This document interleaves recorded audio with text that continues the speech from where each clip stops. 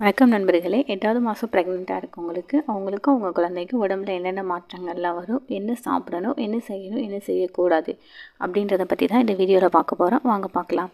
8வது மாதம் ப்ரெக்னென்ட் அப்படிங்கிறது வாரத்தில் சொல்லணும் அப்படின்னா 32 வாரத்துலேருந்து 35 வாரங்கள் இருக்கிறது தான் 8வது மாதம் அப்படின்னு சொல்கிறோம். இந்த மாதத்தில் அவங்க தாய்க்கு என்னென்ன உடலில் மாற்றங்கள்லாம் இருக்கும் அப்படின்னு பார்த்தோம் அப்படின்னா அவங்களுக்கு ஹார்மோன் சேஞ்சஸ் அப்படிங்கிறது ரொம்ப அதிகமாக இருக்கும். குழந்தையோட வளர்ச்சியினால் ஹார்மோனல் சேஞ்சஸ் அதிகமாக இருக்கனால அவங்களுக்கு தலை சுற்றல், அப்புறம் தலைவலி அப்படிங்கிறது இருக்கும். அப்புறம் மார்பக கசிவு, அதாவது மஞ்சள் போல ஒரு திரவம், அதாவது கொலஸ்ட்ரம் அப்படின்னு சொல்லுவோம், அது மார்பகங்களில் கசிய ஆரம்பிச்சிருக்கும். இந்த டைமில் அவங்களுக்கு நெஞ்செரிச்சல் அப்படிங்கிறது அதாவது வயிறோட அளவு அதிகமாகிட்டே இருக்கனால செரிமானமாகறதுல பிரச்சனை இருக்கும்.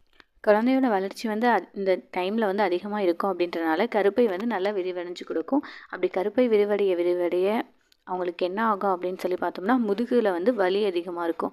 முதுகு வலி அதிகமாக இருக்கனால ரொம்ப நேரம் நிற்கவோ இல்லை ரொம்ப நேரம் உட்காந்துருக்கவோ முடியாத நிலைமையில் இருப்பாங்க.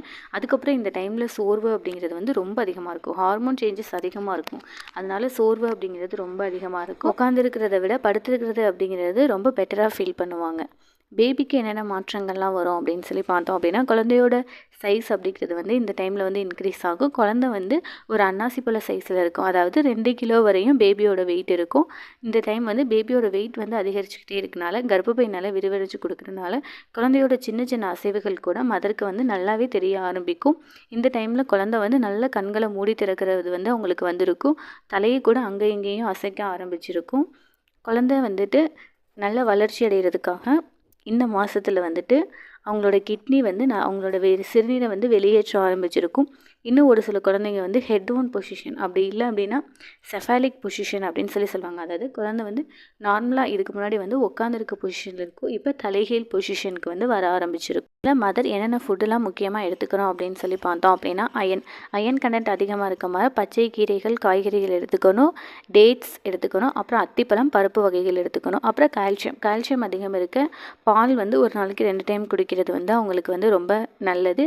அப்புறம் கார்போஹைட்ரேட், உடம்புல வெயிட் அதிகமாக போடுது அப்படின்றதுக்காக கார்போஹைட்ரேட் உணவு முழுசாக தவிர்க்காமல் முழு தானியங்கள், பருப்பு வகைகள் எடுத்துக்கிட்டாங்க அப்படின்னா அதில் இருக்க கார்போஹைட்ரேட்டு அவங்களோட ஒரு நாள் தேவையை பூர்த்தி பண்ணும். அப்புறம் ப்ரோட்டீனுக்காக முட்டை, அப்புறம் நான்வெஜ் சாப்பிட்றவங்களா இருந்தாங்க அப்படின்னா சிக்கன், மட்டன், ஃபிஷ் இதெல்லாம் எடுத்துக்கலாம். வெஜிடேரியனாக இருந்தாங்க அப்படின்னா டெய்லியும் முருங்கைக்கீரை சூப் குடிக்கிறது அவங்களுக்கு ரொம்ப நல்லது. நார்ச்சத்து வேணும் அப்படின்றதுக்காக வெண்ணெய், அதுக்கப்புறம் ஆப்பிள் சேர்த்துக்கிட்டாங்க அப்படின்னா மலச்சிக்கல் இல்லாமல் இருக்கும்.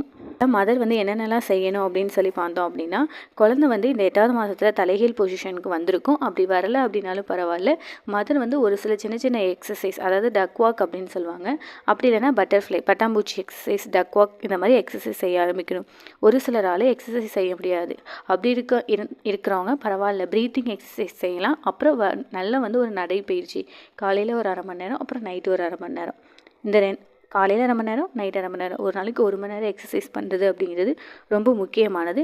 மதர் நல்லா ரெஸ்ட் எடுக்கணும். ரெஸ்ட் அப்படின்னா ஃபுல் டே ரெஸ்ட்லேயே படுத்து தூங்குறது கிடையாது, சின்ன சின்ன வேலை செஞ்சுட்டு கொஞ்சம் நேரம் ரெஸ்ட் எடுக்கணும். ஏன் அப்படின்னா கால் வலி அதிகமாக இருக்கும், அதனால். அப்புறம் ஹைட்ரேஷன், தண்ணி ரொம்ப முக்கியமானது. ஏன் அப்படின்னா இதுக்கப்புறம் அவங்களுக்கு உள்ளே இருக்க அந்த பனிக்குட நீர் குறைய ஆரம்பிக்கும். அதனால் அவங்க தண்ணி நிறைய அளவு குடிக்கிறது அப்படிங்கிறது ரொம்ப முக்கியமானது. என்னெல்லாம் செய்யக்கூடாது அப்படின்னு பார்த்தோம் அப்படின்னா படுத்து தூங்கும்போது இடது பக்கமாக தூங்குறது ரொம்ப முக்கியமானது. முதுகில் நேராக மல்லாக்கப்படுத்தி தூங்குறது அப்படிங்கிறத அவாய்ட் பண்ணணும். அதே மாதிரி ஃபுட்டு ஜங்க் ஃபுட் சாப்பிட்றது அதிகமாக வெளியில் சாப்பிட்ணுன்னு தோணும், பட் இருந்தாலும் அதை முடிஞ்சளவு அவாய்ட் பண்ணிக்கிறது ரொம்ப முக்கியமானது. அதிகமாக ட்ராவல் பண்ணுறதை இந்த மந்தில் அவாய்ட் பண்ணிக்கலாம். ஏன் அப்படின்னா ஒரு சிலருக்கு பிரசவ வலி மாதிரியே பொய் வலி அப்படின்றது வரும், அது ட்ராவல் பண்ணுற டைமில் வரும். அதனால் முடிஞ்ச அளவு அதிக நேரம் ட்ராவல் பண்ணுறதை அவாய்ட் பண்ணுறது ரொம்ப நல்லது. ரொம்ப டைட்டான ட்ரெஸ் போடுறத அவாய்ட் பண்ணிக்கிறது ரொம்ப நல்லது. அதிகமாக காஃபி, டீ குடிக்கிறத அவாய்ட் பண்ணிக்கணும். நார்மலாகவே இந்த டைமில் ஹீமோக்ளோபின் கம்மியாக ஆரம்பிக்கும், அதனால் நல்ல ஒரு ஃபுட் எடுத்துக்கிறது ரொம்ப முக்கியமானது. இந்த 8வது மாதத்தில் 32லேருந்து 34 வாரங்களுக்குள்ள க்ரோத் ஸ்கேன் பண்ணுவாங்க. எதுக்காக இந்த ஸ்கேன் அப்படின்னு பார்த்தோம் அப்படின்னா குழந்தையோட வளர்ச்சி, குழந்தையோட எடை கரெக்டாக இருக்கா, குழந்தையை சுற்றி இருக்கிற பனிக்கூட நீர் கரெக்டாக இருக்கா, குழந்தை ஹெட் டவுன் பொசிஷனுக்கு வந்துருச்சா அப்படின்றத பார்க்குறதுக்காக.